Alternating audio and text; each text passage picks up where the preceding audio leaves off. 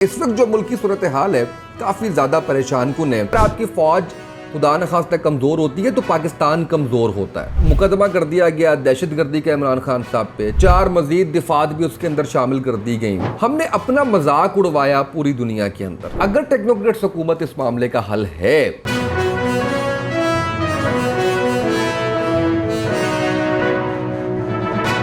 बिस्मिल्लाहिर्रहमानिर्रहीम, अस्सलामुअलैकुम। मेरा नाम है उसामा तैयब। आप इस वक्त मेरे डिजिटल चैनल्स देख रहे हैं उसामा तैयब के नाम से। आप ट्विटर, यूट्यूब और फेसबुक पे मेरे पेजेस मौजूद हैं, जहाँ पर जाके आप मेरे तजिए ख़बरें वो उनको जान सकते हैं, सुन सकते हैं। इस वक्त जो मुल्क की सूरत हाल है काफ़ी ज़्यादा परेशान कुन है। ख़ासकर इमरान खान साहब ने जलसे के अंदर जो गुफ्तगू की, उसके बाद DGISPR की जानिब से फ़ौज में गम गुस्से की बात किए जाना, इसके बाद से सूरत हाल मज़ीद परेशान कुन, मज़ीद गमगीर होती चली जा रही है। फ़ौज मैं ज़ाती तौर पर समझता हूँ कि फ़ौज के ख़िलाफ़ किसी को किसी किस्म की बयानबाजी नहीं करनी चाहिए, ना तो किसी सहाफ़ी को करनी चाहिए और ना ही किसी पॉलिटिकल पार्टी को करनी चाहिए। इदारों को अपने अपने, जैसे कि मीडिया भी एक इदारा है, जिस तरह से फ़ौज भी एक इदारा है, जिस तरह से आपकी पार्लियामेंट भी एक इदारा है, इन तमाम इदारों को अपने अपनी अपनी डायरेक्शन वज़ा करके और उस डायरेक्शन के अंदर ही रहना चाहिए। इससे पहले माजी में जो बयानात आए, मरियम नवाज़ साहिबा ने जो कुछ कहा फ़ौज के बारे में, मैं उसको रिपीट भी करना पसंद नहीं करता। ख्वाजा आसिफ साहब ने जो कुछ कहा वो सोशल मीडिया पे अगर आप जाकर देखें तो एक तूफ़ान बदतमीज़ी बपा है जो गुज़िश्ता अदवार के अंदर लोगों ने गुफ्तगू की है। अयाज सादिक साहब ने जो कुछ कहा है, जरदारी साहब ने जो कुछ कहा है, मौलाना फजलुर रहमान साहब ने जो कुछ कहा है, वो सारी चीज़ें इस वक्त टैग की जा रही हैं। इस नहज तक, इस हद तक मामला नहीं आने चाहिए थे, किसी तौर पर भी इस हद तक मामला नहीं आने चाहिए थे जहाँ पर ये मामला आ चुके हैं। और अब वापसी भी नज़र नहीं आ रही कि कोई वापसी इन मामला की होगी, क्योंकि जिस तरीके से हमारी सियासी जमातें आपस में गुत्थम गुत्था हैं और जिस तरह से हम इदारों के वकार का ख्याल नहीं कर रहे, यहाँ से मुझे बड़ा मुश्किल लग रहा है। और ये बड़ी वाज़ेह सी चीज़ है। इस पे इमरान खान साहब की वजाहत आ गई, फवाद चौधरी साहब की वजाहत आ गई। उन्होंने वजाहत कर दी कि उनका हरगिज़ जो है वो कोई ऐसा मकसद नहीं था या है कि वो फ़ौज के ऊपर करे। और इमरान खान साहब के अगर पुराने बयानात आप देखें तो इमरान खान साहब ये कहते हैं कि मेरे से पहले फ़ौज है। और दूसरी बात, इस वक्त जो सूरत हाल है, इस वक्त जो इमरान खान साहब के जलसों के अंदर लोग आते हैं, अगर इमरान खान साहब आज फ़ौज के बारे में ये बयान दे दें कि खुदा न खास्ता फ़ौज हमारी मुल्क दुश्मन है, तो मैं ये समझता हूँ कि ये हमारी कौम, मुझ समेत हमारी कौम, हमारी फ़ौज से मोहब्बत करने वाली है, उन पर जान निछावर करने वाली है, उन पर कुर्बान होने वाली है। एक बंदा भी इमरान खान साहब के जलसे के अंदर नहीं आएगा। तो इस बात को हमें देखना होगा कि उनका जो बयान है, अगर वो उस पर वजाहत दे रहे हैं तो उसके बाद क्या सूरत हाल बनती है इस तमाम तर मामले के अंदर। लेकिन ये बाकी जो जमातें जिन्होंने अपने अपने वक्त के अंदर जो गुफ्तगू की, नवाज शरीफ साहब इवन नाम लेके जो बात करते रहे, मरियम नवाज साहिबा नाम लेके जो बातें करते रहे, मैं इसलिए ये बातें आपको रिपीट नहीं कर रहा कि मैं नहीं चाहता कि मेरे इस व्लॉग के जरिए भी कोई ऐसी बात भी इवन अवाम के कानों तक जाए, जो सुनने वाले हैं उन तक जाए। क्योंकि हम अगर ये तो बड़ी एक सोची समझी सी बात है और बड़ी पढ़ी लिखी सी बात है कि अगर आपकी फौज खुदा न खास्ता कमजोर होती है तो पाकिस्तान कमजोर होता है। तो वो पॉलिटिकल जमातें जो कुछ कहती रही हैं, जरदारी साहब ने क्या कुछ कहा था, और आप नाम लेते चले जाएं, इस वक्त आपको परवेज रशीद साहब, आपको हामिद मीर साहब, ये सारे लोगों की स्टेटमेंट्स आपको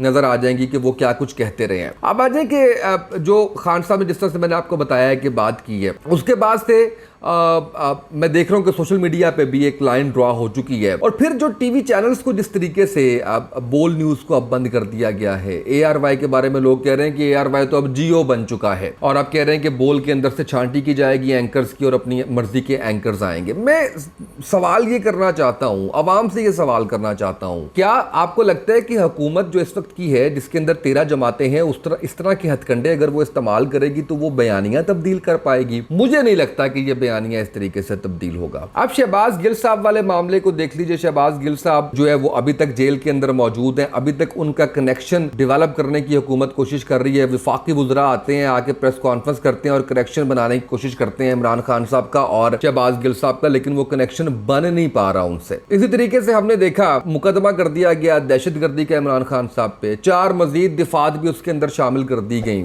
हमने अपना मजाक उड़वाया पूरी दुनिया के अंदर कि इमरान खान साहब जो मुसलमानों को पुरअमन करार देने के लिए यूएन में बात करते हैं, दुनिया के हर प्लेटफॉर्म पे बात करते हैं, हमारे पाकिस्तान की हुकूमत उन्हीं को दहशतगर्द कह रही है। हमने अपनी हंसी उड़वाई इस सारे मामले के अंदर। तो हम अगर इस तरह से अगर हम चाहेंगे, और अब जो बात की जा रही है वो बात ये की जा रही है कि टेक्नोक्रेट्स की जो हुकूमत है वो लाई जाए और अगले 3 साल तक वो टेक्नोक्रेट्स की हुकूमत चलाएं और 3 साल तक इलेक्शंस ना किए जाए। हम बहुत से तजुर्बात कर चुके हैं इस मुल्क के साथ। 70 की दिहाई में जब इलेक्शंस को पोस्टपोन किया हमने इंतखाबी नतायज को तस्लीम नहीं किया तो मुल्क 2 लख्त हुआ। आज भी उसका खुमियाजा भुगत रहे हैं। जिम्मेदारी आज भी शायद हम किसी पर आयद नहीं कर पाते।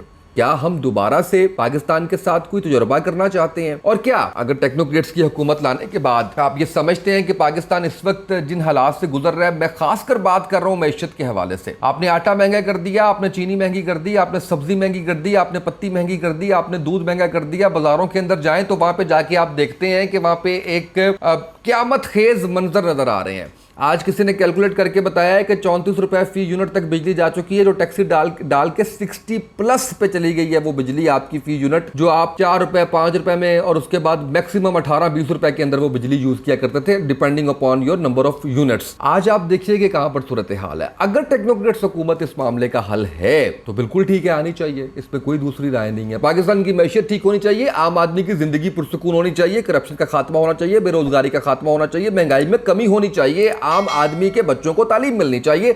ये वो मसाइल है पाकिस्तान के। अगर ये कोई भी हल कर सकता है, कोई सिस्टम भी हल कर सकता है, तो उसको जरूर आना चाहिए। लेकिन ये जो 5 माह से हम देखते चले आ रहे हैं, ये जो इंपोर्टेड हुकूमत जिसको इमरान खान साहब कहते हैं, इस हुकूमत को ने जो टाइम जाया किया है और जिस तरीके से मामला देकर गई है, ये फैसला हमने पहले क्यों नहीं किया, इसका जिम्मेदार कौन होगा? ये वो सवालात हैं जो इस वक्त गर्दिश कर रहे हैं। सदर आरिफ अलवी साहब ने बड़ी खूबसूरत बात की और उन्होंने कुछ मुफाहमत की बात की है, कुछ अपना रोल जो है वो प्ले करने की बात की है। अगर एग्जैक्ट मैं उनका बयान जो है वो आपके सामने रख पाऊँ, वो कहते हैं कि कौमी इस्तेहकाम के लिए तमाम फरीकैन को करीब लाने की कोशिश कर रहा हूँ। ये बड़ी अच्छी बात है सुनने की हद तक, लेकिन क्या वाकई वो ऐसा करने में कामयाब हो जाएंगे? क्या इमरान खान साहब को वो इस बात पे कायल करने में कामयाब हो जाएंगे कि इलेक्शंस 1 साल बाद होंगे? क्योंकि उनका बयानिया तो स्टैंड इस बात के ऊपर कर रहा है। और दूसरी बात ये है कि आपने इतना कुछ, आपने दहशतगर्दी की हुकूमत ने पर्चे कर दिए खान साहब पे, आपने बहुत से इल्जामात लगा दिए, आपको उनकी क्रेडिबिलिटी को हर्ट करने का मौका नहीं मिला। और अगर आप समझते हैं कि पाकिस्तान के लिए इमरान खान खतरा है, तो फिर आप अगर जिस तरीके से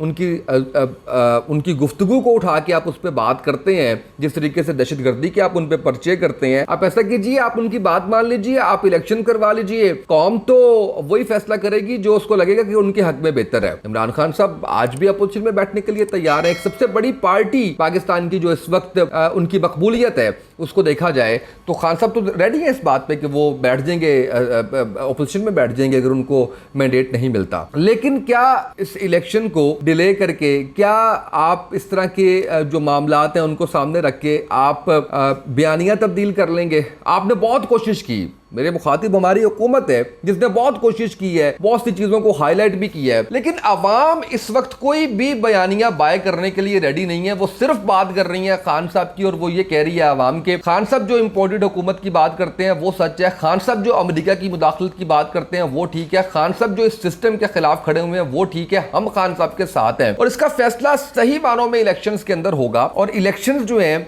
वो शायद इस मसले का हल है। तो मैं ये गुजारिश करूंगा कि खुदारा इस मुल्क के साथ किसी नए तजुर्बे से पहले खुदारा इस मुल्क के अंदर इस्तेहकाम पैदा कीजिए। यहाँ पे आपने जो इस वक्त जिस तरीके से आपने अनस्टेबिलिटी पैदा की हुई है उसकी वजह से कारोबारी हजरात यहाँ पर इन्वेस्ट नहीं कर रहे, जो इन्वेस्ट कर चुके हुए हैं वो अपनी इन्वेस्टमेंट उठाने के बारे में सोच रहे हैं। लोग यहाँ पे पाकिस्तान के ऊपर ट्रस्ट नहीं कर रहे।